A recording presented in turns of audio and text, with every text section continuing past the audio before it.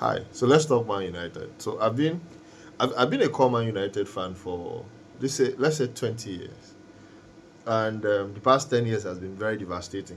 But let's talk fact. Yeah. So I'm one of the persons that believe that United haven't gotten it right in terms of coaching. We have a coach that has refused to see that there's a problem with his tactics, which is one of Man United's biggest problem. But let's agree on something. Today's modern football is played and won from the midfield. If you don't have a good midfield, you will not be able to hold possession. And once you don't have possession, it becomes a very big problem. Because who is going to pass the ball to your attackers? Who is going to do your dirty jobs at the midfield? So currently, United doesn't have creative midfielders. United doesn't have very good holding midfielders. So how do we even get the ball from the back? How do we hold the ball at the center? So if you notice every game Man United has played, we've lost all the game from the midfield because the other teams are quicker. They can hold the ball. They can distribute from the midfield.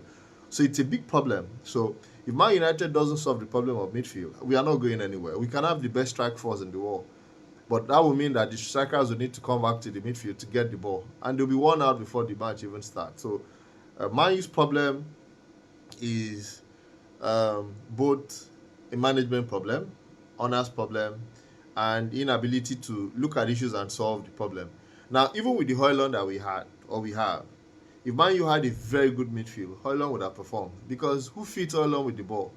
So this is me saying that if Man U finish 10th this year, we are very lucky because the way it's going, it's not looking likely. Yes, we have less competitions to play, but even with that, we don't even have a midfield that can match Premier League currently.